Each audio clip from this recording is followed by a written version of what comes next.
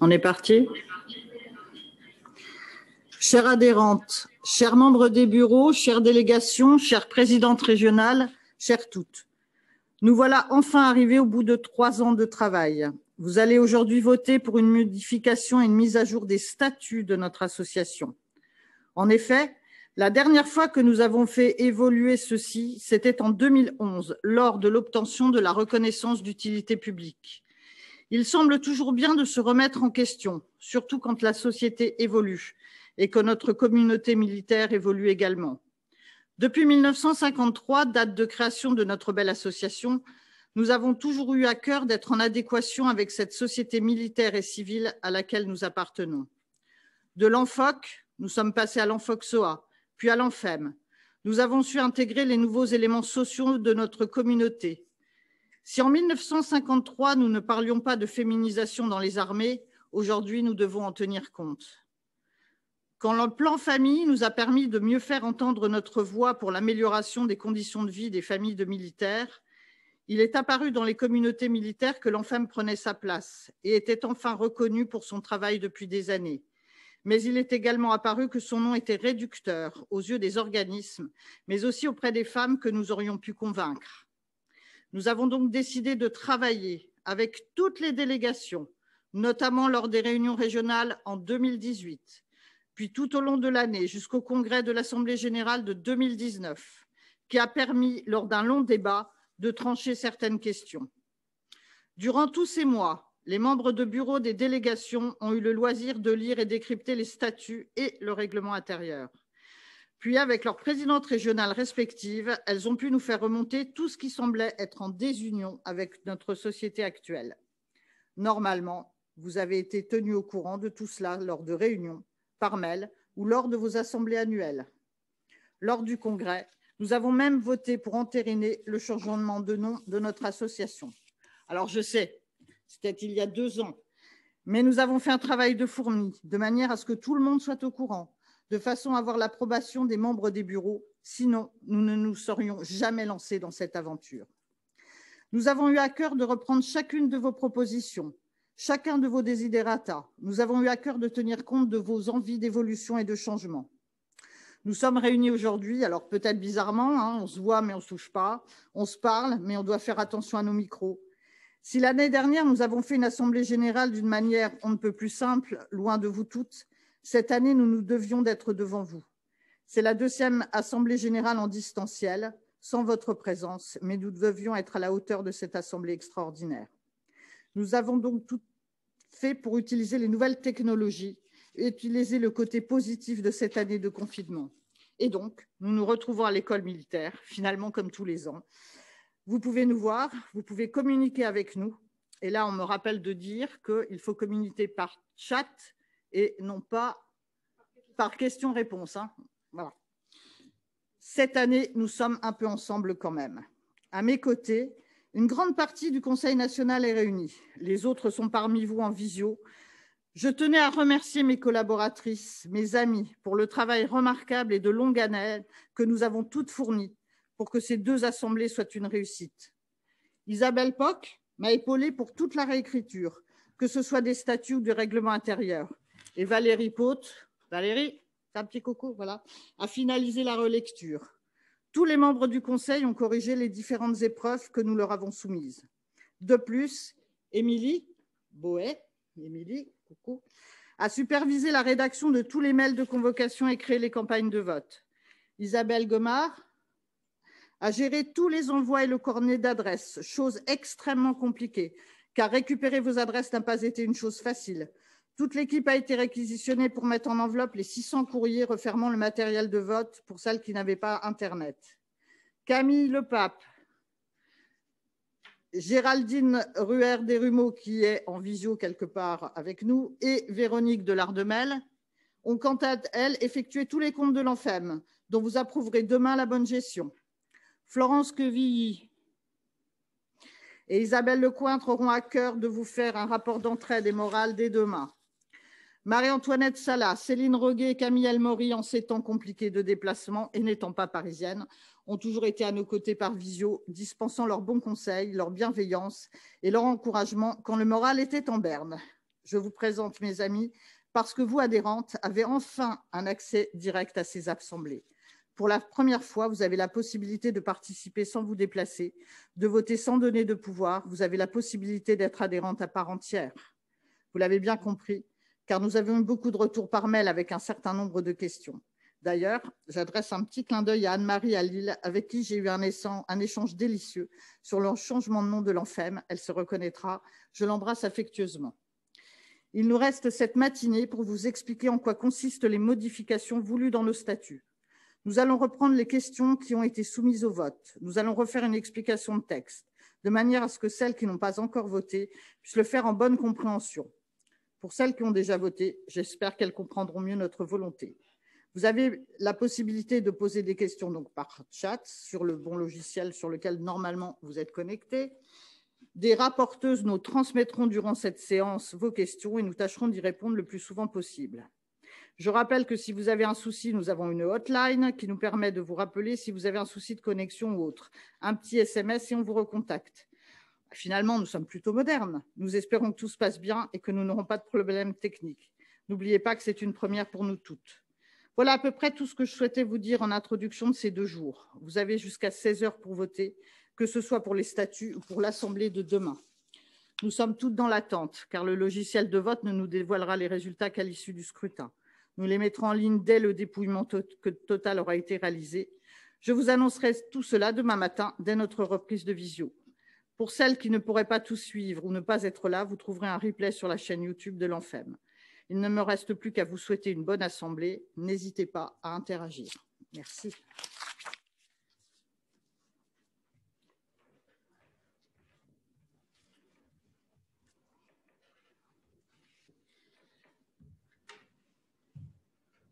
Camille, je te propose de mettre la première diapo.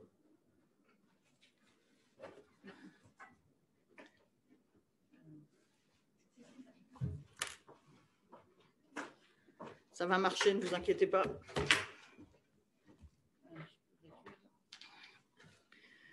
Alors, la première diapo correspond évidemment à la première question de vote pour laquelle vous avez dû répondre à 4 questions. Approuvez-vous les modifications apportées à l'article 1?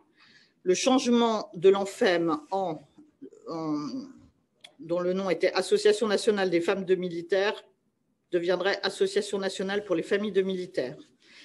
Un deuxième changement dans cet article élargit le but social de l'ANFEM, élargit tous les termes de l'article 1 et change le ministère de la Défense en ministère des Armées. Alors, comme je vous l'expliquais dans le discours, le changement de nom de l'ANFEM a été décidé maintenant il y a 2 ans lors d'un congrès avec toutes les délégations, puisque nous avons décidé de transformer le F de femme en famille, de façon à ce que toute la communauté puisse comprendre à qui s'adressait l'entraide de l'ANFEM.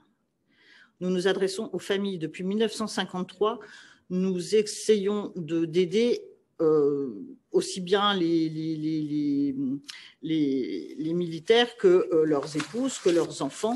Et donc, du coup, à partir du moment où le plan famille a été décidé, nous avons pensé qu'il serait plus simple et moins réducteur de mettre le mot famille dans le titre de l'ANFEM pour que les communautés extérieures comprennent à qui nous nous adressions. Sachant que, bien évidemment, cet élargissement correspond à une ouverture vers l'extérieur, vers les familles, mais ne changera en rien tout ce qui a été fait jusqu'à présent. Ce n'est qu'un élargissement. On ne gomme pas le passé. On reste exactement dans la même logique et dans la même visée. C'est exactement ça. C'est-à-dire que beaucoup se sont posé la question de savoir si le fait de s'adresser à des familles changeait le but, enfin, la visée de l'ANFEM. Les visées de l'ANFEM, mais changeait aussi l'adhésion à l'ANFEM. C'est-à-dire que beaucoup se sont demandé si les hommes allaient rentrer à l'ANFEM. Et on vous dit tout de suite, non. Les adhérentes restent les mêmes. C'est-à-dire sont toujours des femmes, c'est toujours le quota féminin de la communauté des armées. Pour cela, c'est pour ça qu'on a dit pour les familles et pas Association nationale des familles. Pour les familles, l'entraide sera à vocation des familles.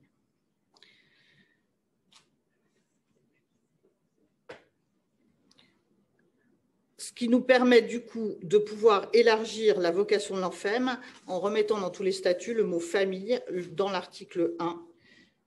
Et du coup, de pouvoir, quand on travaille avec tous les services sociaux, tous les organismes militaires, qu'elles comprennent et qu'elles sachent qu'elles peuvent venir demander l'aide de l'ANFEM pour toute famille, tout militaire, toute femme, tout enfant qui serait en demande de quoi que ce soit.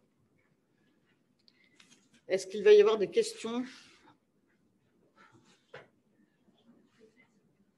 Alors, Isabelle Ducré nous demande, du coup, si on change l'ANFEM, le E n'a plus de sens. Alors, c'est ce qu'on appelle un E de liaison. Évidemment, c'est poser la question. Il nous paraissait trop compliqué de tout changer dans ANFEM. L'ANFEM commence à avoir une reconnaissance, elle est reconnue par son logo, elle est reconnue par son nom et elle est reconnue par ces petites flammes là juste devant. Donc, famille, femme, même initiale, pour nous, c'était plus simple. Donc, le petit E devient ce qu'on appelle un E de liaison, ce qui est souvent reconnu dans différentes associations. Pour nous, ça n'a pas eu de difficulté. Ça ne nous a pas semblé contradictoire puisqu'on voulait absolument garder le nom de ANFEM pour qu'elle continue à être crédible et connue, visible et lisible. Et ça assure également ce que nous vous disions tout à l'heure, la continuité de notre action. Nous ne changeons pas de logo en tant que tel, nous changeons juste le terme de femme en famille, ce qui veut dire que nous continuons dans la lignée de tout ce que l'ANFEM a fait jusqu'à présent et que nous nous ouvrons à autre chose, aux familles en l'occurrence. Donc, nous ne modifierons pas le logo en tant que tel de l'ANFEM pour assurer la continuité de ce que nous avons fait jusqu'à présent, pour celles que cela inquiéterait. Mais la question était évidemment pertinente puisque ce E nous a bien amusés et nous avons essayé de chercher ce qu'on pouvait peut-être lui donner, mais finalement ce E de liaison nous a paru beaucoup plus simple. Merci Isabelle d'avoir posé la question.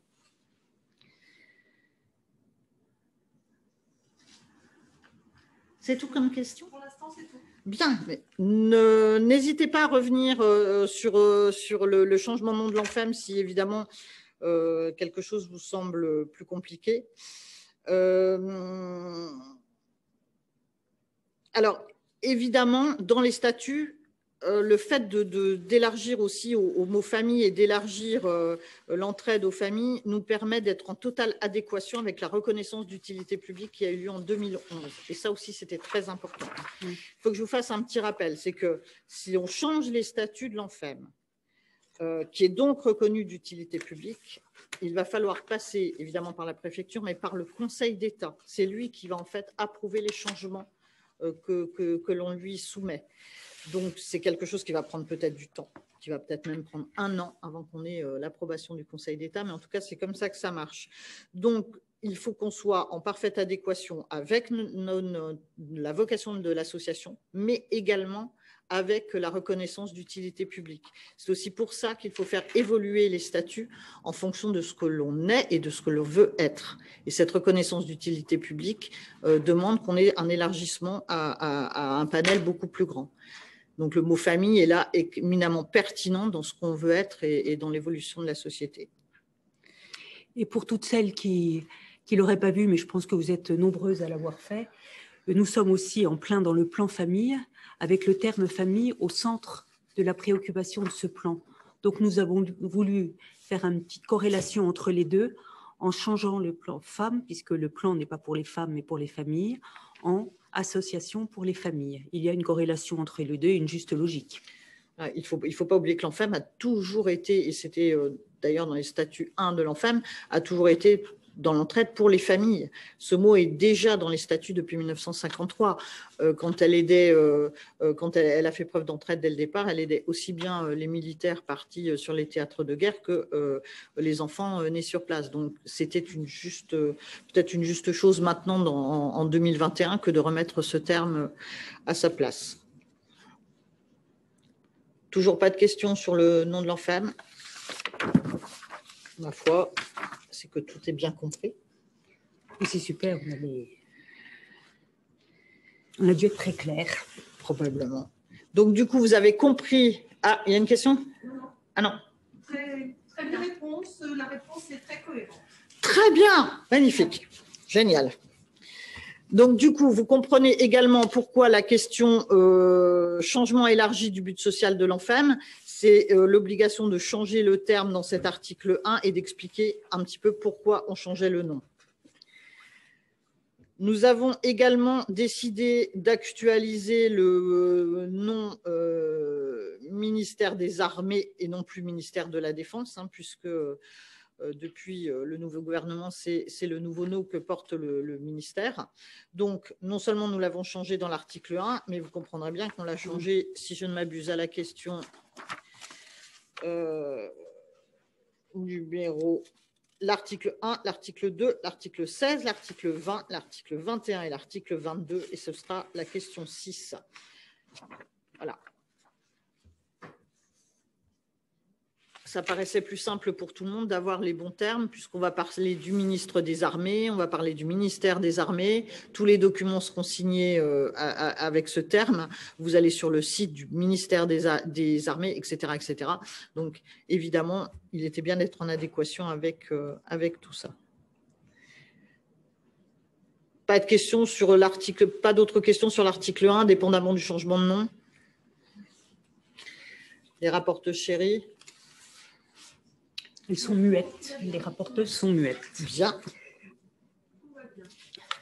Tant mieux. Alors, je répète pour clore quand même les modifications apportées à l'article 1.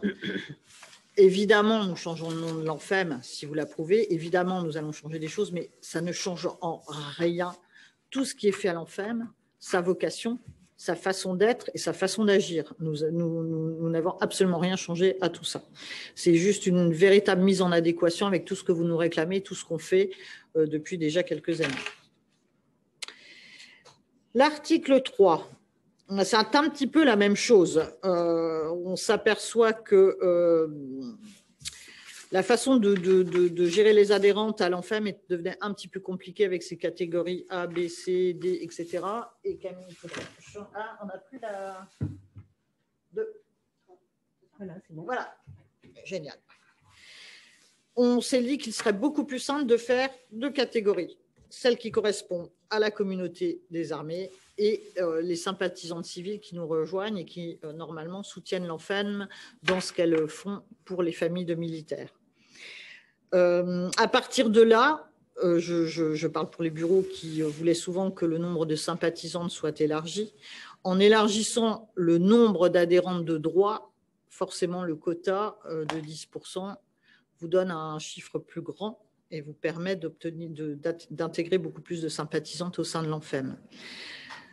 Pour autant, en mettant toutes les personnes de la communauté des armées, j'allais dire dans la même catégorie, sans faire de discrimination de membre A, membre B, membre C, on se trouvait plus en adéquation avec notre société actuelle également. Et ça nous permettait de remettre tout ce qui est épouse de ou personnel militaire ou civil féminin. Donc d'accueillir toute la communauté féminine des armées. Ce qui était intéressant dans le sens des adhérentes et de vous prouver que nous continuons à accueillir des femmes et à des hommes, puisque ce qui nous a été demandé à moult reprises. À moult reprises. Et qui était un gros frein pour certaines à accepter ce changement de nom. On les rassure encore une fois, il n'y aura pas d'hommes pour l'instant à l'ANFEM. En revanche, on peut aider des hommes, mais il n'y aura pas d'adhérents masculins à l'ANFEM, même si le problème risque de se poser après nous, c'est pas à nous de, c'est qu'il y a des conjoints de militaires féminines. Que fera-t-on de ces gens-là? Question posée, question ouverte. Mais pour l'instant, il n'en est pas question. Donc, vous pouvez être tranquille et voter en toute conscience pour un oui massif et collectif. Merci Isabelle. Voilà. Bon. Mais je ne vais pas orienter vos votes, hein, promis. Non, non, on l'avait bien compris. Il n'y avait aucun souci. Ce qui nous permet, puisque ça fait quelques années qu'on se posait la question, à nouveau réintégrer les mamans de militaires au sein de nos adhérentes. Question qui nous a paru essentielle puisque depuis la professionnalisation des armées, nous avons je pense à l'armée de terre, mais évidemment à toutes les armées, nous avons des engagés volontaires et ils sont très jeunes, 18, 20 ans, 21 ans, 22 ans. Et du coup, on voit apparaître des mamans plutôt jeunes, hein, 40, 50 ans, et qui ont très envie de connaître le milieu militaire. Donc, quoi de mieux que de les accueillir au sein de l'ANFEM et du coup, d'intégrer les mamans au sein des adhérentes de notre association.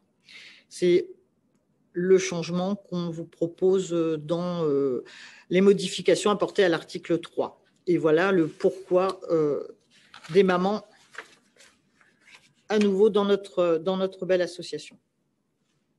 Et j'en profite aussi pour vous faire un petit rappel concernant les sympathisantes. Nous nous sommes aperçus que dans certaines délégations, le nombre de sympathisantes dépassait de beaucoup le quota des 10%. Ce n'est pas souhaitable. Ce n'est pas souhaitable parce que nous sommes une association de familles de militaires, c'est-à-dire nous avons une vocation spécifique famille de militaires. Si jamais on commence à s'ouvrir aux sympathisantes contre lesquelles nous n'avons rien, nous risquons de diluer cette spécificité et d'en faire une association lambda, comme il y en a déjà beaucoup. Donc nous restons très très attachés à cette notion de famille de militaires. C'est pour ça que le nombre des sympathisantes, nous vous demandons de ne pas en accueillir plus de 10%. Le quota qui a toujours été fixé, c'est largement suffisant. Et il est bien évident que si vous voulez du renouvellement, là vous renouvelez au fur et à mesure les sympathisantes qui ne peuvent s'inscrire que aux 3 à 5 ans, je crois, c'est ça? C'est ça. On n'a pas modifié le règlement intérieur. On n'a pas modifié à ce niveau-là le règlement intérieur. Donc, pendant 5 ans, et elles laissent leur place à d'autres. Voilà. Je vois que les mains se lèvent. Petite question? Oui, Isabelle Ducré, pour revenir sur notre association qui reste une association féminine, elle commente en disant que les hommes ont qu'à créer leur propre association. Et puis, pour les mamans qui vont rejoindre donc, plus massivement notre association, c'est très important de les accueillir. Elles sont souvent démunies quand leurs enfants partent en OPEX. Exactement. Ça leur permettra de rencontrer une communauté souvent aguerrie qui, elle, a déjà les ressentis et qui pourront expliquer. Et évidemment, j'allais dire, les coucouner et vérifier qu'elles vont bien et leur donner les explications. Et peut-être même avoir des nouvelles de leurs enfants qui n'en donneront pas forcément souvent et pouvoir répondre à leurs questions. Apparemment, on n'entend pas bien les questions. Oui, c'est ça. Il faudrait que tu parles plus fort, Florence, quand tu poses des questions. Ah, c'est pas moi, pour une fois. Je répète la question. Alors, oui, à propos des hommes qui ne font pas partie de notre association, Isabelle Ducré commente en disant ils n'ont qu'à créer leur propre association. Et pour les mamans qui rejoignent plus massivement notre association, c'est très important parce qu'elles sont souvent démunies quand leurs enfants partent en OPEX. Exactement. C'est peut-être une des nouvelles publicités aussi à faire sur le nouveau mode d'adhésion à l'ANFEM, c'est effectivement d'aller chercher ces mamans. Alors, peut-être, et on l'espère, lors de journées d'arrivants ou de journées à formation quand leurs enfants partiront en OPEX, mais effectivement de leur dire qu'elles ne sont pas toutes seules, leur dire qu'on peut échanger avec elles, leur expliquer la communauté militaire et évidemment être à l'écoute de leurs questions si elles n'ont pas de nouvelles de leurs bambins, ce qui est souvent le cas, parce qu'ils n'appellent pas forcément maman aussi souvent qu'elles le souhaiteraient. Donc, on fait un appel quand même aux délégations parce que les journées d'accueil ne sont pas pour les familles des engagés. Il faudrait que par le biais des délégations, vous essayiez d'obtenir le nom ou la liste des engagés, savoir ceux dont les mères seraient intéressées. Enfin, ça va vous donner un travail supplémentaire, mais qui peut être une belle ouverture et qui peut être très intéressant pour la suite. Je ne sais pas, il faudra trouver une organisation. Parce que c'est vrai que depuis 2 ans, j'allais dire qu'on a ouvert, on essayait d'ouvrir aux mamans. Il s'avère qu'on a quand même plusieurs mamans qui sont venues à l'ANFEM. Donc, je pense que c'est une bonne idée maintenant de le dire et d'en faire effectivement une publicité, peut-être d'aller les chercher sur un autre niveau. D'Isabelle Ducré, toujours? Non, de Laurence Lucas. Très bien. Bonjour Laurence. Pour les sympathisantes, beaucoup sont animatrices. Oui. Leur demander de partir au bout de 5 ans est souvent égal à la fin d'une délégation. C'est pour ça qu'il ne faut pas le faire avec les animatrices. Les sympathisantes qui sont dans les animatrices sont animatrices, voilà. Florence, il faut peut-être que tu répètes la question. Ah, Florence, faudrait que tu répètes la question. À nouveau, bien. Donc la question était les animatrices sympathisantes, si elles doivent partir au bout de 5 ans, ça pourrait être quelquefois compliqué. Pour autant, les animatrices ne sont pas vouées à partir, on les garde, évidemment. Tout à fait. Donc ça veut dire que les questions ne sont toujours pas entendues, c'est ça? Vas-y, pour donner un micro. Oui, alors, peut-être. Sinon, il faut que je me rapproche. Au pupitre. On va essayer d'avoir un micro ou quelque chose qui fait que vous entendiez un petit peu plus les questions. Au pupitre. Ah. Oui, alors évidemment, comme c'est aussi une première et qu'on découvre les choses, on essaye de vous trouver un moyen pour que les questions soient mieux entendues et qu'on n'ait pas besoin de les répéter. Est-ce que là, on m'entend? Oui. Enfin, là, Oui. on t'entend dans le micro, oui. Dans quel micro? Dans celui-ci? Sans doute, Ok. oui. Bon, ben là, c'est parfait alors.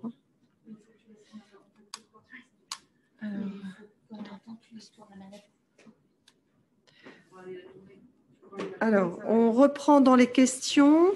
Pourriez-vous donc nous dire exactement celles qui peuvent rentrer dans l'ANFEM à part les sympathisantes? C'est ce que vous avez fait.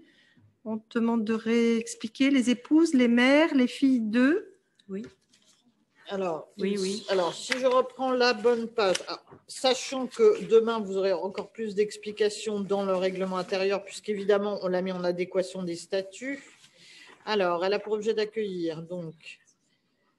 Femmes de militaires, personnel féminin militaire, c'est ce qu'on a rajouté, de toutes les armées, en activité ou à la retraite, et personnel civil féminin ou femmes de personnel civil des armées.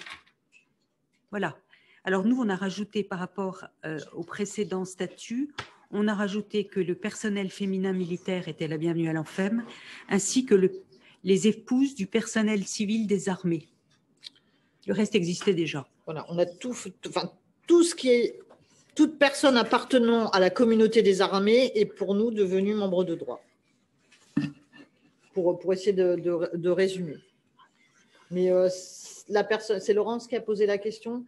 Laurence, si elle a un doute sur une catégorie spécifique qu'elle demande, et puis on lui répondra. Mais à la base, on n'a exclu aucune catégorie dans la féminisation, la catégorie féminine de la communauté des armées. Alors, le quota des animatrices sympathisantes va-t-il rester toujours à 5%? Oui. OK. Pourquoi les sœurs de militaires ne sont-elles pas acceptées, car cela pourrait ouvrir les adhérentes? De Béatrice. Alors, je sais que la question a déjà été posée. Alors, j'avoue que je ne sais pas trop quoi vous répondre. Je pense que les sœurs des adhérentes sont moins partie prenante concernant leurs frères ou leurs frères que des parents, enfin qu'une mère. Il n'y a aucune raison objective, ni aucune raison même… Voilà, c'est pour ça que c'est très compliqué de répondre. Oui. J'aurais deux réponses à vous faire. C'est celle d'Isabelle. Maintenant, il est vrai que… on a vu sur des familles endeuillées ou blessées, effectivement, les sœurs et frères avoir oui, vouloir peut-être appartenir à cette famille qu'elles ne connaissent pas, mais c'est plutôt rare. On a quand même très peu de demandes. On ne va peut-être pas fermer la porte, mais en tout cas, nous, on ne l'a pas imaginé dans ces modifications actuelles et dans les demandes qu'on a eues. Voilà. Parce que depuis 3 ans qu'on travaille sur ce projet, personne ne nous avait soumis l'idée de faire rentrer les sœurs de militaires. Bon, il y a Toulon qui approuve votre idée. Alors, je voudrais revenir quand même sur une question qui implique une question de Jess. Certains BEH ne veulent pas fournir la liste des nouveaux engagés. Donc, on ne peut pas rentrer en contact si besoin. C'est vrai que c'est compliqué.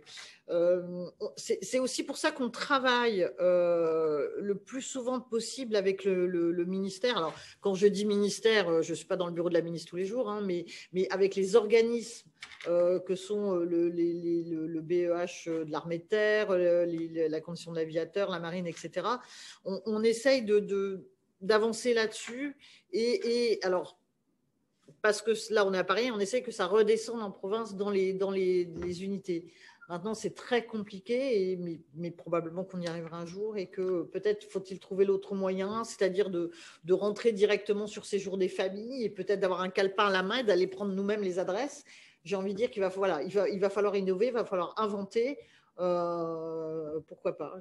Alors, Pascaline de l'Enfem PACA commente, il faut participer aux journées des arrivants. Exactement, Pascaline.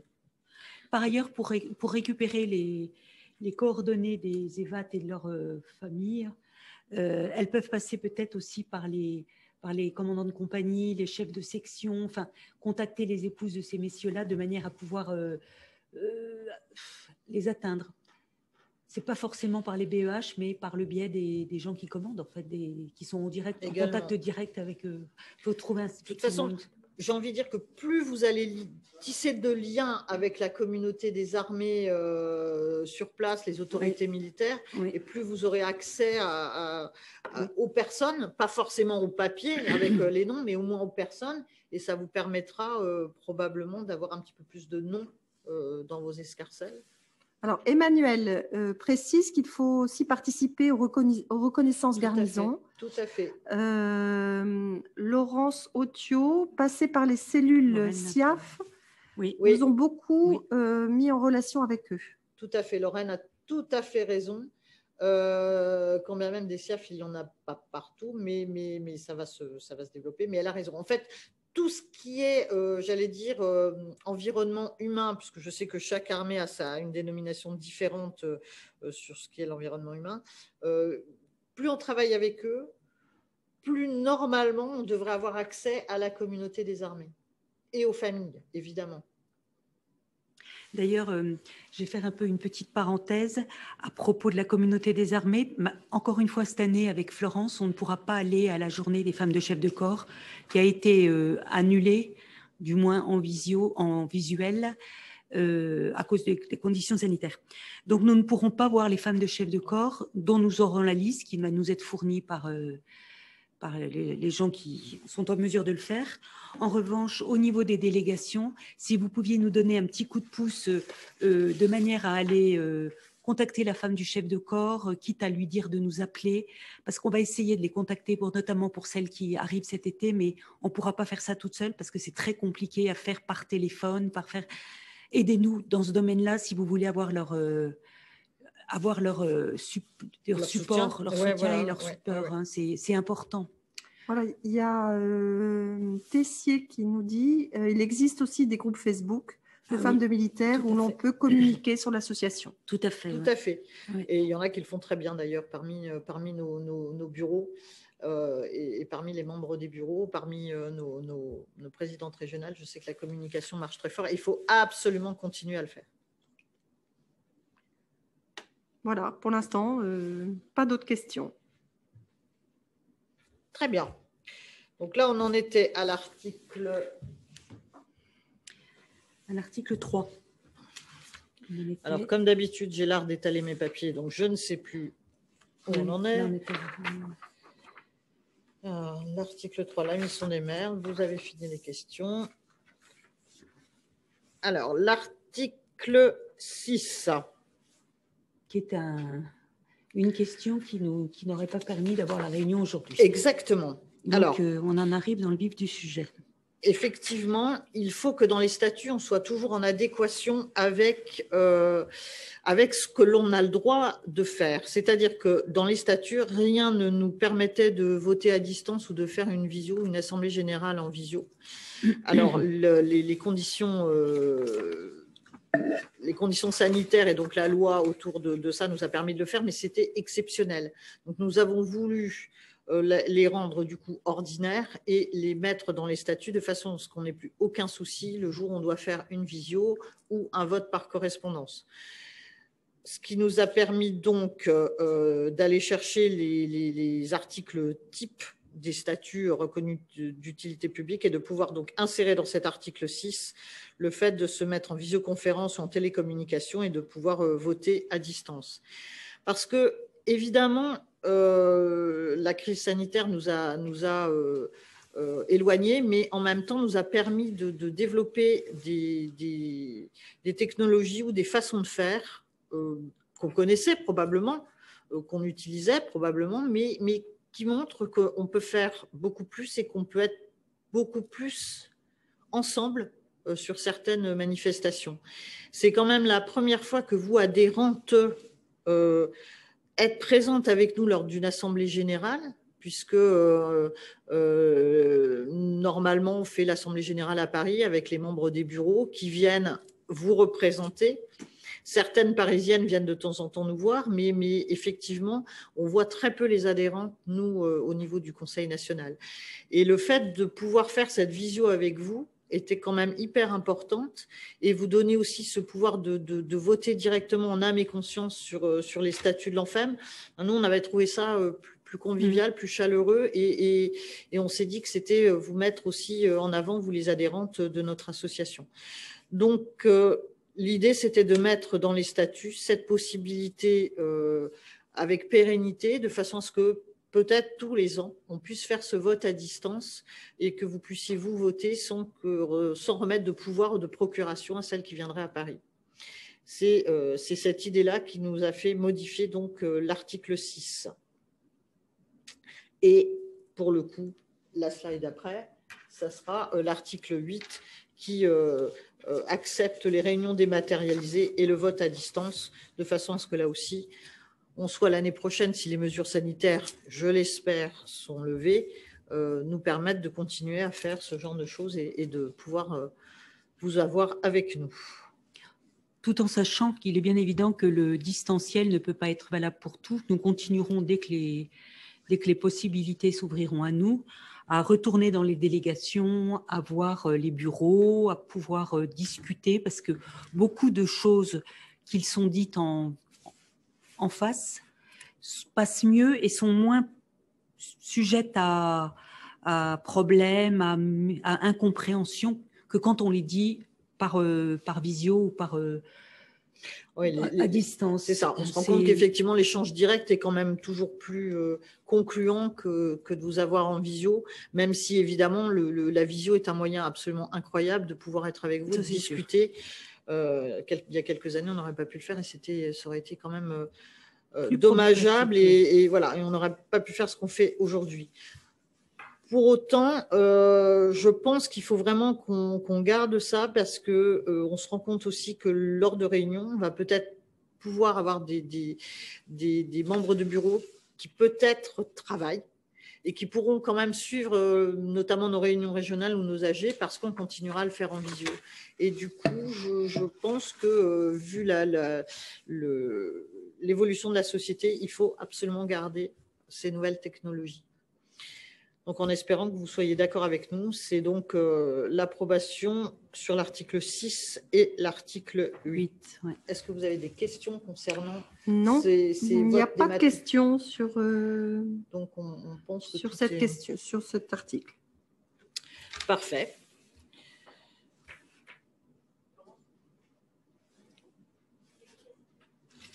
Ah, on a sur la hotline des questions. Formidable. Sur l'article 3, une question n'a pas été traitée. C'est une question de Marie-Christine, trésorière en FEM Nancy. Faute de locaux, elles ne sont plus que 24 adhérents, donc 4 sympathisantes. Dépassement de quota, que faire? On va dire qu'il y aura toujours des dérogations. Oui, il faut répéter, Florence, oui, parce qu'on n'a pas entendu. Oui, parce que, oui, alors c'est la délégation de Nancy qui pose une question. Elles ont beaucoup plus un local. Ouais. Voilà, elles ont un problème de local, donc pas de local. Elles sont 24 adhérentes. Donc, elles auraient le droit à 2,4% de sympathisantes. Donc, 4 sympathisantes. Elles dépassent le nombre. Que faire? On ne va pas vous le cacher, on sera toujours évidemment dans la souplesse, évidemment notamment sur les petites délégations. C'est quand on commence à dépasser un chiffre important, sur une délégation de 300 adhérentes, on ne va pas mettre 50 ou 100 sympathisantes, ça va être impossible. Sur une petite délégation, évidemment qu'il y aura de la souplesse, entre 2,4... D'ailleurs, ça va être difficile de couper la sympathisante en 4. Pour autant, voilà. On prendra les deux bras. Allez. On n'est pas comme ça. Mais il y a la règle et puis après, il y a effectivement la souplesse que le Conseil pourra décider. Ceci dit, ce qu'on peut dire aussi, c'est que ce n'est pas le lieu pour discuter de cela, mais il faudra trouver un système, même éventuellement dans le civil, par le biais des autorités locales, pour qu'elles retrouvent un local pour faire leurs activités, ça c'est sûr. Bon, ça, on en reparlera peut-être. Bien évidemment, on a conscience de leurs problèmes et on fera tout pour les aider sur le problème de local. Alors, pour la dématérialisation des AG, alors Laurence est à 100% pour et Martine aussi pense que c'est indispensable de continuer à faire des visios. Voilà. Merci beaucoup. Voilà, l'idée peut-être l'année prochaine, parce que je pense que tout ira mieux, on fera une assemblée générale à Paris. Mais probablement, on aura la possibilité pour les adhérentes de continuer à l'avoir en visio ou au moins en replay. Parce qu'on sera moderne jusqu'au bout, on aura un replay. Laissez-nous progresser. Pour les questions? Alors, on passe à nos questions. Donc là, du coup, elles étaient revenues. Il y a quand même 3, oui, Brunner qui regrette, c'est quand même plus agréable quand nous venons à Paris. Ah, mais on est d'accord. On est tout à fait on aurait d'accord. adoré. Là j'ai l'impression de parler une salle vide. Enfin, voilà, vous nous manquez, évidemment. Ah, oui. Évidemment. On a du mal, nous aussi. Franchement, on est déçus de ne pas vous avoir en face de nous, de ne pas pouvoir discuter avec vous, rire avec vous, mais écoutez, à circonstances exceptionnelles, mesures exceptionnelles. Et bien sûr qu'il n'est pas question de ne faire que des assemblées générales dématérialisées. Là, ce sont juste les circonstances de cette année. Simplement, ce qu'on dit, c'est que pour les personnes qui ne pourront pas se déplacer, et puis, voilà, parce que venir à une assemblée générale à Paris, ce n'est pas si simple, il y aura, on espère, toujours la faculté de pouvoir l'avoir en visio, parce qu'elles auront envie de participer à notre assemblée générale, et je trouve ça plutôt bien également. Voilà, Pascaline conclut. C'est une très bonne idée de prévoir une AG à Paris suivie par les adhérentes en visio. Voilà, Montpellier est là aussi et nous envoie le soleil. Et on les embrasse très fort. Voilà, on leur manque aussi. Mais rassurez-vous, nous avons des projets pour vous voir toutes, ça va être formidable. L'année prochaine sera une année de résurrection. Voilà. On va faire des séminaires, beaucoup de travail. Vous va serez aller tout le les temps voir, à Paris, vous nous en aurez ras-le-bol. Ça va être super. Voilà. On vous prévoit des surprises, vous allez voir. Alors, du coup, on a terminé l'article 6, l'article 8. On passe 3, 12, 16. Et donc, voilà, c'est bon. Les articles 3, 12, 16. Alors ce changement, cette modification, je me souviens d'avoir eu une discussion à laquelle j'ai tout de suite adhéré d'ailleurs avec Marie-Christine, notre déléguée, puisque maintenant elle sera déléguée à Nice, qui disait à juste titre que effectivement, quand on était une antenne, être coordinatrice d'antenne, le terme était quand même pas très flatteur. On a tout pensé évidemment qu'il fallait le changer. Pour le coup, c'est beaucoup creusé la tête parce que l'idée, c'était de garder absolument ce mot de délégation. Alors, peut-être que certaines adhérentes ne voient pas bien la différence, donc je vais réexpliquer. Dans les statuts précédents et le règlement intérieur, les délégations pouvaient apparaître sous deux structures différentes. C'est-à-dire qu'il y a la délégation classique, dont la déléguée est obligatoirement une épouse d'un militaire d'active. Et puis, on avait l'antenne, dont la déléguée ou coordinatrice d'antenne était obligatoirement une épouse dont le mari était en retraite. La société évolue, on aura peut-être de plus en plus de disponibilité de bénévoles dans les épouses de, j'allais dire, de retraités parce que la vie est ainsi, parce que les épouses vont travailler, parce que elles ont peut-être aussi des envies de prendre des responsabilités. Pour le coup, on a décidé que ce terme de délégation devait en fait s'appliquer à toutes les formes de délégation, enfin, ou de structure qu'on avait à l'ANFEM. Donc, à partir du moment où on a mis délégation, il fallait faire cette petite nuance, puisque l'épouse d'un militaire retraité devait avoir un titre un peu différent. Donc, on a choisi le mot d'émérite. Émérite, normalement, c'est quelqu'un qui a une grande expérience et qui mérite d'avoir un titre. Et donc, on a trouvé bien qu'une épouse de militaire qui a de l'expérience, qui a connu toute sa vie à travers la mobilité, à travers les changements, à travers les problèmes de mutation, à travers les problèmes de boulot, etc., puisse être reconnue émérite à travers notre association. Et c'est pour ça qu'on lui a donné ce titre. Mais pour autant, parce qu'elles auront le terme de délégation en commun, ça nous permettra d'avoir un vocabulaire réduit et de parler de délégation tout court et de donner le titre de délégué aussi à toutes celles qui animeront ces délégations. Et Marie-Christine, j'espère que pour le coup, tu es contente et que vous allez toutes pouvoir signer vos mails et mettre maintenant dans vos Facebook délégation sans aucun souci. Voilà pour l'explication du changement apporté aux articles donc 3, 12 et 16. Est-ce que vous avez des questions sur ce changement? Pour l'instant, pas de questions. Non, pas de questions. Alors, si. Il y a Paul H qui dit pas très moderne comme terme. Pourquoi pas plutôt les Wonders de l'Anfem ou quelque chose comme ça? Alors non, alors j'entends bien, on aurait pu changer tous les noms et mettre un truc totalement incroyable.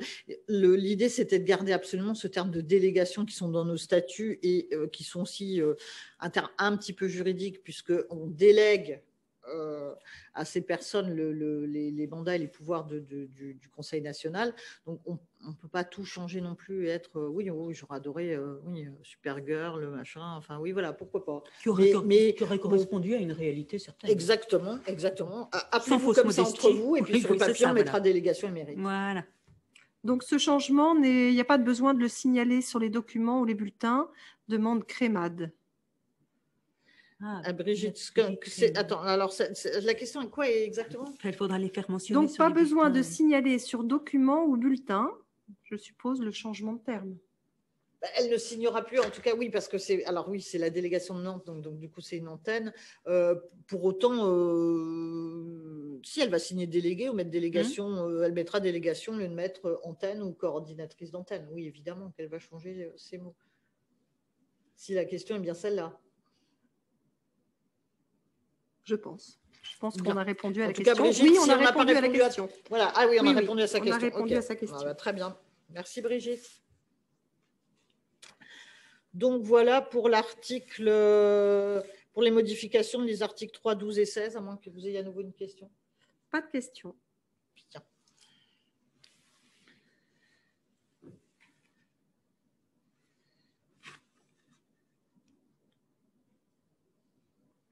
Alors, les deux dernières questions qui sont l'article, enfin la question 6 et la question 7, appellent beaucoup moins d'explications que les autres, puisque la question 6 demande l'approbation des modifications apportées aux articles 1, 2, 16, 20, 21 et 22, et c'est ce que vous aviez également à l'article 1, c'est-à-dire le changement du terme ministère de la Défense au ministère des Armées.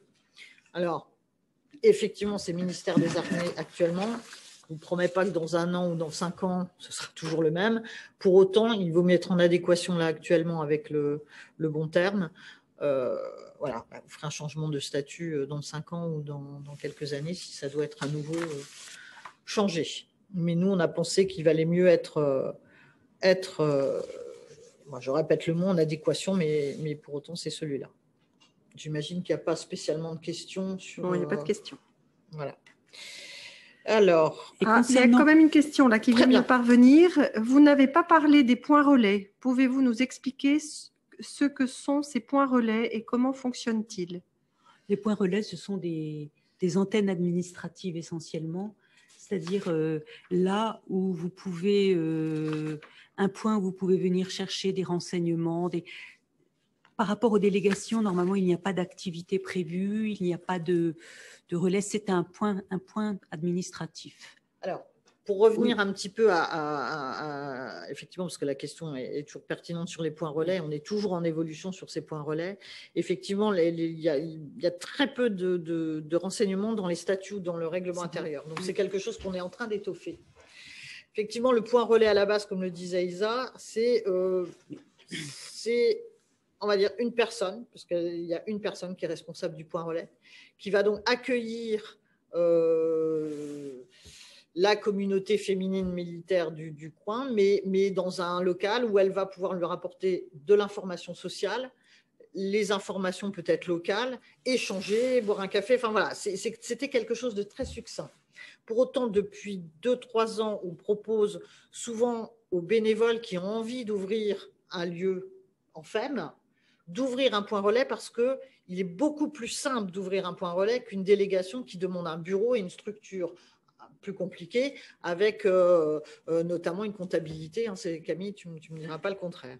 Donc, pour le coup, on pense, nous, toujours qu'on va commencer par un point relais et qu'on finira sur une délégation. Mais le point relais s'étoffe parce que forcément, on se rend compte qu'elles ont des besoins financiers. Donc, au départ, on avait commencé à rattacher les points relais à la délégation la plus proche qui était dans les textes. Dans le règlement intérieur pour lequel vous avez voté et dont on parlera demain, on commence à proposer également que sur volontariat, ça soit attaché au conseil parce que ça présenterait plus de facilité. C'est une structure qu'on est en train de développer, d'ailleurs avec, j'allais dire, l'expérience de nos bénévoles qui ont pris les points relais et qui nous expriment leurs difficultés par rapport à telle ou telle chose. Il s'avère aussi qu'à la base, un point relais ne doit pas faire d'activité. On s'aperçoit qu'il y a besoin d'activité pour faire fonctionner une structure en FEM. Donc, l'activité, alors ce n'est pas forcément monter un club fauteuil avec tout ce qui va avec, mais c'est faire un café poussette, c'est peut-être faire une randonnée, une marche. Et ça, évidemment, on l'autorise auprès du point relais. Alors, la souplesse des choses, c'est que le point relais, on va le développer au sein du règlement intérieur. Ce qui ne nous obligera pas à avoir une assemblée générale extraordinaire comme là on l'a sur les statuts. Parce que c'est peut-être aussi la chose que j'ai oublié de vous dire en début de séance, c'est que les statuts ne peuvent être modifiés qu'en assemblée générale extraordinaire. Donc cette assemblée doit être provoquée, développée de façon spécifique et effectivement, comme je vous le disais, demander l'approbation du Conseil d'État. Donc, ce n'est pas quelque chose qu'on va faire tous les jours. Ce n'est pas quelque chose qu'on va faire tous les ans.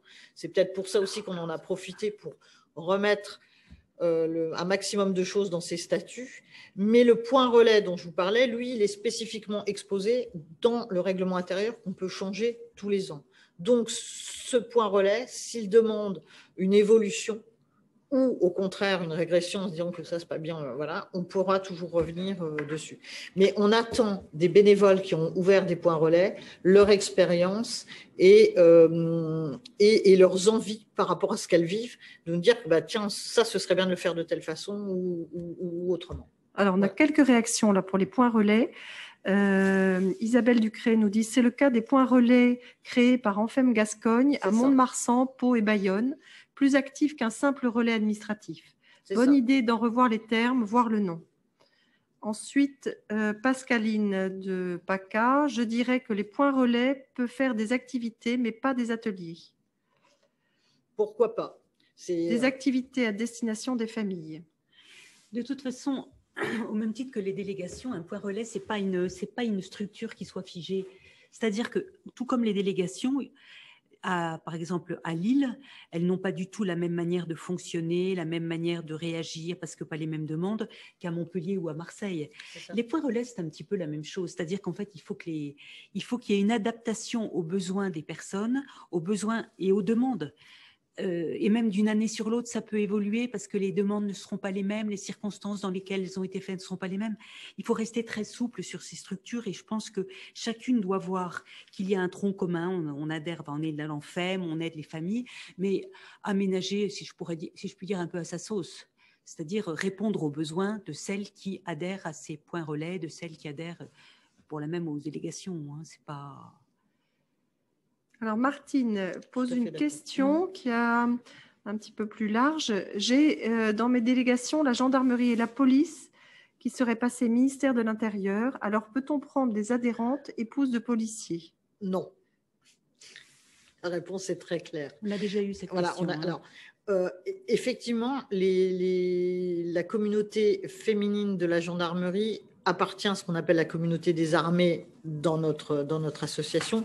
Pourquoi on se base simplement et uniquement sur un truc un peu juridique qui nous permet de clarifier la situation, c'est que le plan famille des armées est voulu pour les familles de gendarmes. Point. À partir de là, nous, on a inclus les familles de gendarmes dans notre association. C'est basique et c'est comme ça. Voilà. Pour autant, les policiers ne font pas partie de la communauté des armées. Donc ne rentrent pas dans les statuts de l'ANFEM. Là, pour moi, la réponse est assez claire. Et notamment, enfin, le plan famille est voulu pour les familles de gendarmes, à tel point, par exemple, que l'organisme Défense Mobilité s'occupe des conjoints des gendarmes. Il n'y a pas dans la gendarmerie d'organisme qui s'occupe du boulot des épouses de gendarmes. D'accord, c'était une question pour Montluçon. Voilà. À Sifour, le point relais a des activités tournantes, pas d'atelier fixe. Ben voilà. C'est Odile qui nous partage ça. Très bonne idée. Voilà, plus de questions. Pour l'instant, plus de questions. Donc, on en arrive à la dernière question pour laquelle vous avez déjà voté ou vous allez voter à la suite de notre Assemblée générale extraordinaire, qui est donc l'article 20.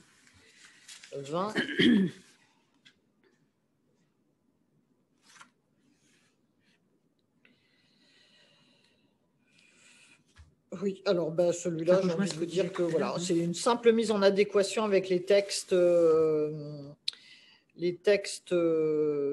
l'année dernière qui ont été revus sur les statuts, j'allais dire basiques, des associations reconnues d'utilité publique. Donc voilà, on s'est permis de rajouter ce qui nous permettait de mieux comprendre les choses.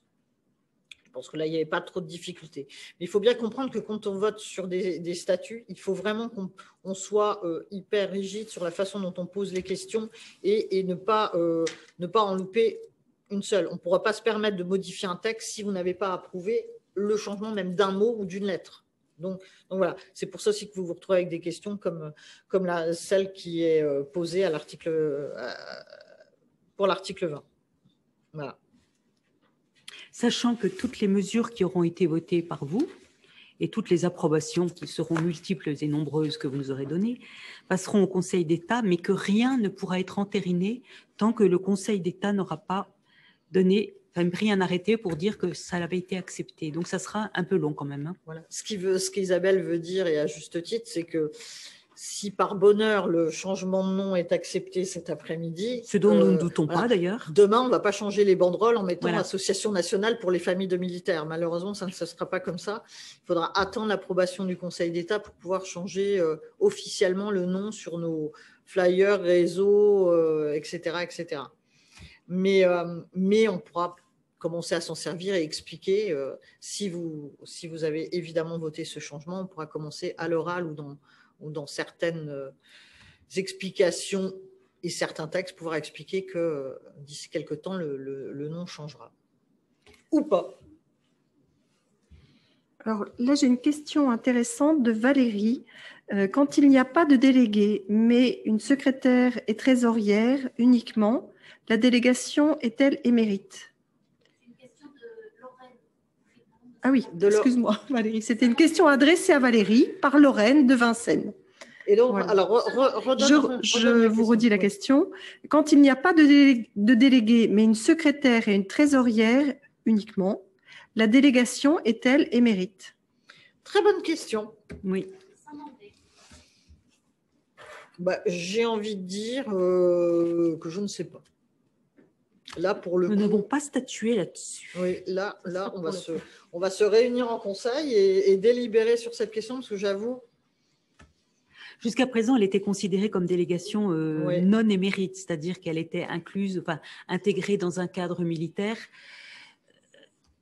Voilà. Il est vrai que c'est le statut de la déléguée qui donne son nom à la délégation. Donc maintenant… Bon, mais il ne faut pas se tromper sur les termes non plus. Il y a beaucoup de délégations qui n'ont pas de délégués en tant que tels, qui ont secrétaire, trésorière, responsable entraide et tout ce que vous voulez. Tout ça parce que les personnes ont peur de s'engager, non pas parce qu'elles ont peur de ne pas faire face à ce qui est à la responsabilité de déléguer. Je pense que c'est à tort, parce qu'une déléguée, ça n'a rien d'infaisable, c'est quelque chose que vous faites quotidiennement quand il n'y a pas de délégué, vous faites indirectement à plusieurs peut-être, mais le travail d'une déléguée, donc c'est une question qui n'est pas une vraie question. Oui. Je pense que, moi personnellement, je pense que la délégation peut rester le terme approprié. Maintenant, comme dit Florence, mon avis n'est que le mien, n'engage que moi, il faudra qu'on en délibère. Oui, j'avoue que je ne me suis pas posé la question. Ça peut être une bonne question. Maintenant, encore une fois, l'idée de mettre délégation émérite, parce que voilà, c'est vraiment la discussion que j'avais eue avec Marie-Christine Fix, donc, qui maintenant est donc la déléguée à Nice, où c'est vrai que la question se posait de continuer à avoir cette différence et pour autant avoir un nom commun, donc délégation. Donc, peut-être que dans quelques années, on ne fera même plus le distinguo entre une délégation et une délégation émérite. Peut-être que le fait d'avoir quelqu'un en retraite ou pas ne changera plus la vision de tout ça, parce que là aussi, la société évolue et il ne faut pas se le cacher, le nombre de bénévoles diminue et le nombre de bénévoles disponibles. Donc, peut-être que dans quelques années, seront à la tête de délégations une majorité d'épouses en retraite qui seront plus disponibles et qui auront envie de continuer à œuvrer pour le monde militaire. Donc, peut-être qu'à ce moment-là, on n'aura plus ces noms-là. Mais en tout cas, voilà, on va généraliser sur le terme de délégation. Donc, ma foi, j'ai envie de dire émérite ou pas émérite vous avez signé délégation et puis voilà. Voilà, c'est une question qui se pose aussi à Rouen. Rouen, ce sera une délégation émérite. Alors, Rouen. Je pense que c'est aussi fonction du nombre des adhérentes. C'est ça. Personne, on en parlera demain d'ailleurs, ça va être un des sujets qui va être évoqué demain lors de l'AGO. Il faudra voir la constitution de ces délégations avant de leur donner une dénomination. Je pense que c'est plutôt en fonction de ça qu'il faudra se déterminer. Ouais, je pense qu'Isabelle a raison, c'est-à-dire qu'il y a des délégations où on a encore une population militaire active et auquel cas, j'ai envie de dire que la délégation sera une délégation.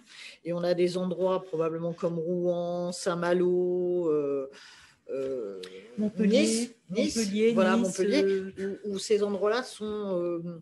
la majorité, voire la totalité des adhérentes sont des épouses de militaires en retraite. Donc, pour le coup, la délégation émérite fait sens par rapport au nombre d'adhérentes. Et c'est peut-être ça qui donnera plus le nom de la délégation que le statut de la déléguée. À voir. Mais on attend évidemment toutes vos idées. Et voilà.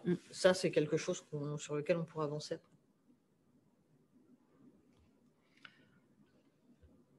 Bon, il y a Dominique Martine qui confirme. Une antenne avant était réservée qu'à celle où il n'y avait plus d'actives. C'est ça. C'était l'idée. Alors, on n'a pas spécialement changé en fait cette dénomination.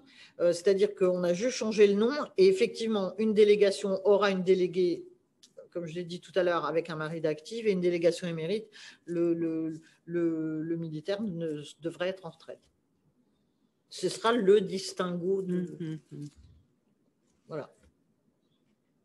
Mais encore une fois, à terme, quelque chose qui devrait disparaître doucement mais sûrement. Plus de questions pour l'instant. Pour moi, j'en ai fini avec toutes les questions posées sur les modifications pour lesquelles vous avez voté ou vous allez voter, sauf si des questions apparaissent là dans les 5 minutes. Pour moi, on a terminé les explications à donner. On peut revenir sur les questions précédentes si certaines, tout d'un coup, se disent « Oh là là, je n'ai pas très bien compris le changement de l'article 1 ». Vous pouvez y revenir. On peut revenir sur l'article 20, comme vous voulez. Alors, Anne-Laurent nous dit « Bravo pour cette assemblée, explications claires et concises qui vont permettre aux retardataires encore hésitantes de voter. Félicitations à toutes pour votre professionnalisme et tout le travail réalisé. Un grand merci. » Alors là, c'est l'homme. Un grand merci. À demain. Ah, vous êtes adorable. Merci beaucoup de vos soutiens. Voilà, merci de vos soutiens, mais merci aussi parce que j'entends Anne, mais j'ai entendu Martine, j'ai entendu Pascaline, j'ai entendu Priscille. Voilà. Et puis on a eu Dominique aussi. Voilà, Dominique au début. Toutes les présidentes régionales ont participé au débat et ont posé des questions. Quant à Valérie, elle est là, alors voilà, on la voit. Voilà, exactement. Donc merci d'avoir relayé les questions. Merci surtout d'avoir donné toutes ces explications à toutes vos délégations, à vos adhérentes. De toute façon, les présidentes régionales, ce n'est pas pour rien que je les appelle les précieuses. Là, on sait pourquoi. Et pour le coup, si on a pu effectivement vous expliquer les choses, parce que je pense que mes déclarations au début n'étaient pas tout à fait claires. Hein. Je me suis lancée dans un débat un peu flou, mais pour autant, voilà, grâce à vos questions, j'ai pu répondre beaucoup plus clairement à ce que vous demandiez. Et voilà, il est évident, pour clore un petit peu tout ça, il est évident que le changement le plus significatif, celui qu'on attend, celui pour lequel on a bossé, parce qu'on a bossé, c'est le changement de nom de l'ANFEM. Encore une fois, comme je vous le disais, c'est à l'intérieur, en interne, ça ne changera strictement rien pour nous. Vraiment pas. Mais en visuel, en image, en visibilité, en lisibilité, parce que ce sont les grands mots à la mode dans la com et dans l'idée de se faire connaître, le fait de mettre le mot famille va être porteur pour nous, va être explicatif. Les gens comprendront beaucoup mieux ce qu'on fait. C'est ça l'idée et c'est vraiment ce qu'on attend de vous, de voter pour ce changement qui nous permettra d'aller encore plus loin dans l'entraide aux familles. C'est juste ça. Voilà. Alors là, je croule sous les merci. De Homme, merci. Ouh là là, je ne vais pas arriver. Hein. Je vais résumer. Ils veulent nous faire pleurer ou comment ça se passe? Merci, c'était très clair. À demain, 9h. Séverine, Marie-Agnès, Karine de Draguignan. Effectivement, très belle réunion, claire et précise. Merci pour tout ce lourd travail. À demain. Françoise, oui, merci pour toutes les infos et bravo pour le travail effectué. Céline Roguet, vous avez bien bossé les filles, bravo. De Jeannette, merci infiniment, c'est un plaisir de vous voir et de vous entendre. Explication claire et satisfaisante. De Martine, si ça ne doit rien changer, pourquoi changer? Alors je pense que ça c'est une question. Et de Marie-Christine Fix, merci à tous et à demain. Pour répondre à la question, si ça ne doit rien changer, j'allais répondre aussi. Vas-y. Mais vas-y, je te laisse faire. Non, ce que je voulais dire, c'est que c'est ce que je viens d'expliquer. Ça ne changera rien en interne, mais ça changera tout en externe et à l'extérieur et vers les autres. Forcément, on va convaincre et on va parler à d'autres, j'espère, jeunes femmes d'une façon différente en mettant le mot famille. On est sur les réseaux sociaux, notamment sur Instagram, là, depuis un mois ou deux, où on voit un emballement pour l'ANFEM qu'on n'avait pas vu depuis un certain temps. Mais pourquoi? Parce qu'on a ce discours porteur sur la famille et on a des adhésions de soutien qui commencent à arriver avec une moyenne d'âge de 30 ans. Et c'est évidemment important. Et c'est ce nouveau message qui leur parle. Donc, oui, ça ne changera rien à l'intérieur parce que vous avez l'habitude des délégations, vous avez l'habitude d'aider les familles. C'est ça l'idée de ne pas changer. C'est que ce qu'on fait très bien depuis 1953, je ne vois pas pourquoi on changerait. Simplement, on évolue. On le fait d'une façon un petit peu différente ou adaptée aux personnes qu'on a en face de nous, mais on ne change rien. Pour autant, le discours qu'on apporte en externe aux autres en disant famille, parce que c'est ce qui nous tient à cœur, parce que quand on épouse un militaire, on a des enfants avec lui, on a un mari qu'on veut soutenir, on a des difficultés, et c'est une famille qu'on va aider. Quand une assistante sociale vient demander l'aide de l'enfant, elle vient le faire pour une famille. C'est jamais pour le mari, l'épouse ou l'enfant. C'est parce qu'une famille est en difficulté. Donc, quoi de plus réducteur de dire femme de militaire? Donc, en expliquant à tout le monde, nous sommes l'association nationale pour les familles, j'ai presque envie de dire que tout est dit. Et ainsi que je le disais tout à l'heure, j'enfourche mes idées et je les reprends, c'est comme des dadas. Le terme famille est à accoler aussi au terme de ce que le ministère fait, le plan des familles, c'est-à-dire que ça change tout dans la mesure où la vie de la famille est prise en compte dans son entièreté, ce qui fera par exemple, au niveau des déménagements à tous ces niveaux-là, il faut reconnaître qu'il y a eu des progrès qui ont été faits. Ça n'aidait pas seulement la femme, ça aidait aussi son époux le militaire, ça aidait les enfants de pouvoir être pris en charge, d'avoir des renseignements précis, d'avoir des éléments, de pouvoir communiquer, savoir à l'avance ce qu'il attendait, de pouvoir avoir des dates de mutation un petit peu en avant. En fait, la famille maintenant est considérée comme à une place à part entière dans l'armée, chose qu'elle n'a pas toujours eue il n'y a pas très longtemps en fait. Les mesures ont été prises au fur et à mesure et ont fait évoluer. Moi, je me souviens, mon père était militaire. Je ne vais pas vous raconter ma vie, rassurez-vous. Non, c'est juste un exemple qui m'avait. On était donc à l'époque les militaires quand on était petits. Bon, c'était pas la grande richesse, je me souviens. Et je me rappelle qu'il y avait une mesure qui avait été prise par le général Bijard d'ailleurs, qui a créé les ISC. Les indemnités de service en campagne. Je ne sais plus très bien comment ça s'appelle maintenant. C'est ça. Bon, et je me souviens que ça a été un petit progrès, mais ça a été un très grand progrès pour les familles. Et c'est à partir de ce moment-là, bon, peut-être un peu avant dans d'autres domaines, mais que le plan famille a commencé de manière effective sans être appelé plan famille. Et je pense qu'on a fait un très gros progrès, une très grande avancée en s'attachant à ce plan famille qui a été pris en charge du coup par les politiques, par lesquels on est obligé de passer dans tout ce qui est domaine des progrès et des progressions possibles, parce que nous seuls, on peut pas faire certaines choses, on n'a pas accès à certaines possibilités, parce qu'on n'a pas les moyens, tout simplement. Et je rebondis sur ce que tu dis, puisque tu citais un général, je vais en citer un autre qui était le chef d'état-major de l'armée de terre, le général Bosser, avant d'ailleurs que ce plan ne soit mis en œuvre, avait une phrase, alors je n'ai plus la phrase exacte, mais il disait évidemment qu'un militaire ne peut être bien sur son terrain ou dans son métier que si sa famille est bien. Il n'a pas employé le terme de femme de ou enfant de, il a dit famille. Et à partir de ce moment, ce mot prend toute sa signification. Et je trouve que à travers tout le travail qu'on fait, tout le travail que vous faites sur le terrain, c'était le mot le plus révélateur de ce qu'on est. Je pense que voilà, c'est ce qu'on est. Et c'est pour ça qu'on a voulu ce changement.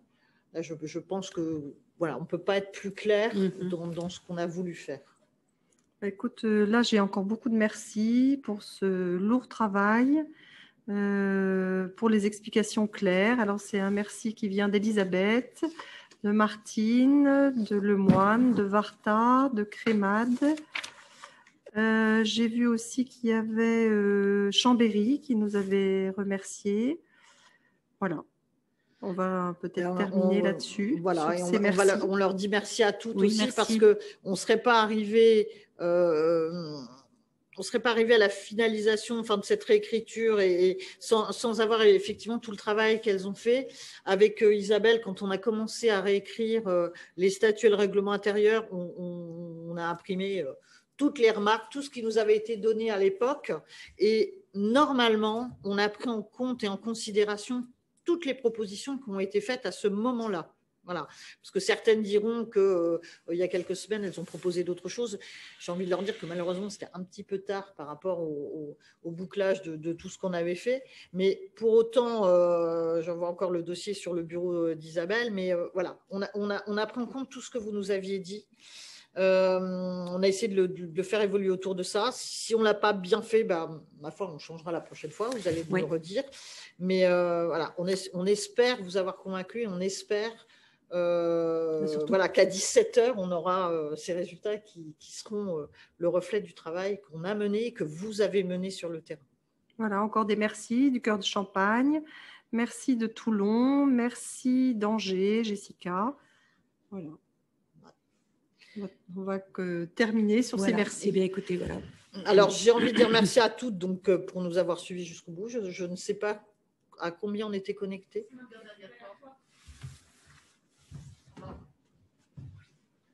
70 participants, bon, c'est pas mal quand même. Hein. Surtout que j'imagine que certaines étaient ensemble, donc on aura un chiffre peut-être un petit peu plus. Ça monte à 200. Oh oui, allez, Isabelle. J'adore Isabelle. Résolument, ben oui. Ouais, bah, oui, mais tu as l'espoir fait vivre. C'est ça, c'est exactement ça, voilà. Et selon les manifestants et la police. Alors, je vais parler sous Alors, oh là là là, oui, il y en a encore plein qui arrivent. Lorient, enfin voilà, il y a encore beaucoup de merci. Je voulais dire qu'on pouvait revoir donc la conférence en replay.